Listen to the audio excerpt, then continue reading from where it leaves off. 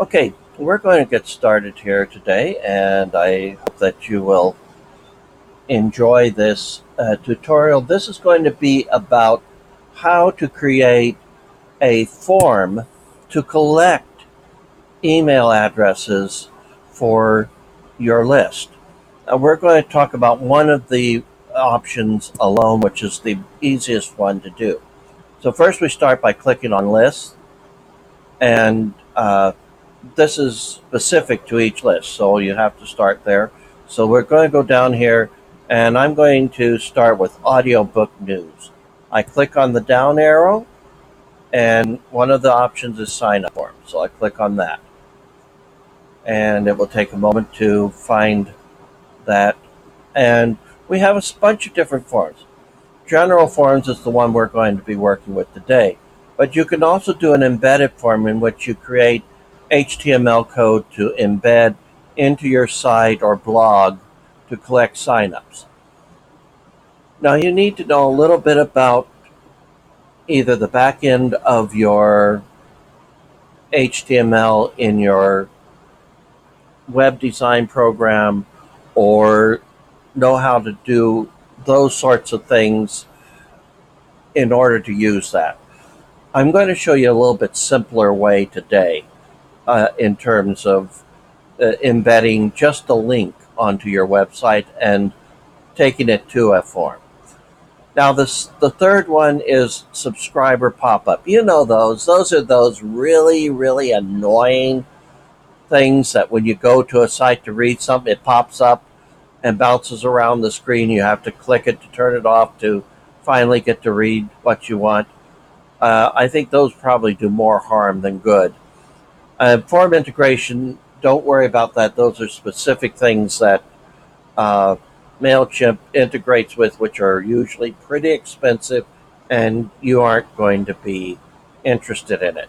I'm going to show you, though, right now with general forms how to do this. So we're going to click Select on General Forms, and very simple here. And here we get our page. And first, you can choose the type of form you want. And we're going to stick with sign up forms, but you might want to take a gander at the various types of forms you might want to create at different times. Let the subscriber pick email format, either plain text or HTML. I always do that because you never know when somebody only uses one of those. So I allow them to choose. And down here, see this? This is a URL where people will find your form. This is where I say it's easier. For instance, if you have a web page, instead of embedding the form right into that web page, which is going to mean you breaking into the code, inserting it, and hoping that you pasted in all of the code properly, this way, all you have to do is create a graphic that says sign up for your free email newsletter here and add this link to it. And that link will take them right to your web page. That's going to be a lot easier in the long run for you. You can also use that in creating a sign up button on your Facebook page. You know that call to action button that they keep saying, hey, add a call to action? Well, you can add a call to action button and it will, and you will choose sign up, and then it will ask for a web address, and you can put that in. And you can have people sign up right off your Facebook page that way. Now, down here, it has a default form. It has a place to put in a message, email address, first and last name. Now, there's a lot of other things you can add over here, and you can see them all on this side. But remember, the more complicated you make your sign-up form, the fewer people are going to sign up. As far as that goes, a lot of people aren't too sure about giving you their last name, so I even remove that from this page. I click on it, and you see there's a plus and a minus. I click to delete, and up pops a item that says, are you sure? I'm sure, so I type in DELETE and click the delete button. And it takes a moment to rebuild. And now I'm ready for editing my message. Edit your content. And I want to add a picture to this. Make it nice. So I'm going to click on the little picture icon here, and I'm going to add like a banner. So we've got I've got a banner down here that I like. Here's one. So I'm going to select that. Now this is going to be 1600 by 500 pixels wide. That's really wide because your form is probably only going to be, say, about 500, 600 pixels. So I'm going to edit this, edit with the photo editor, and I'm going to resize it, and I'm going to make that um, 400. Let's see if 400 works. 400 by 125. It's shrunk a little bit more. I'm going to click Save, and then I'm going to go, and I have the option to add a URL, so I'm just going to redirect them back to my website, www.learnityourway.info. Okay, save and insert image. There's my image, and I want it in the center so I can center it just like that. And then now I don't really need the rest of this centered. I can add my copy. We are really is a weasel word. We are thrilled that we are thrilled that you want to stay in touch with us.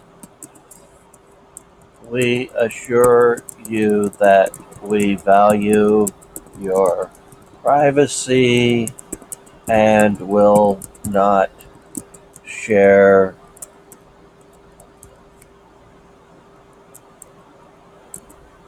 your information with third party vendors.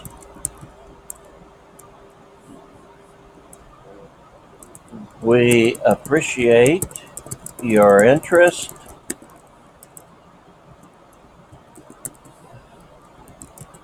and hope to speak to you more.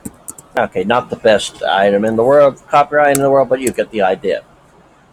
If you are giving away a free gift, you might add the link to that here. But basically speaking, you probably would want to add that in the confirmation email, which you created when you created your list. So that looks pretty good. I think that's good. I'm going to click Save and Close, and we'll see what the form looks like. There's what we have now. We have our information here. Okay, that's looking pretty good. Now let's see what it looks like on the web. I'm going to highlight that, hit Control C, Command C if you're on a Mac. I'm going to go over to my web browser, paste it in, and we'll see what it looks like. And sure enough, there's our form. Looks really good. So I'm happy. Go back here. I don't need to do anything with this. It saves every 20 seconds. So I am very, very happy here. So I can now just take this and use it. Let me show you one good way to use this little URL. I'm going to go over to my Facebook page. And I should have had Facebook open, but I didn't. Maybe if I redo the tutorial, I will. And I'm just going to go to I'm just going to go to one of my pages, Word Master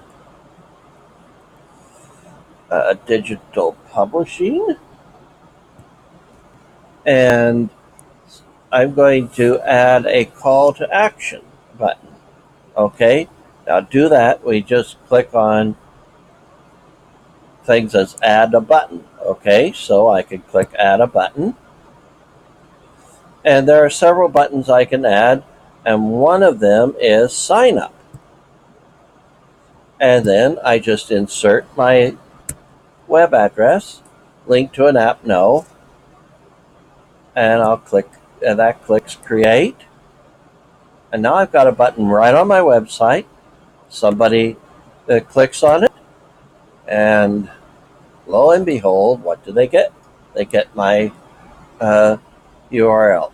So that is one simple way to use your newly created form on your Facebook page. Any place that you can plug in a website address, you can use it on. You can use it. So that's all there is to creating a form. I hope you enjoyed this video, and hope you will have time for one more of it.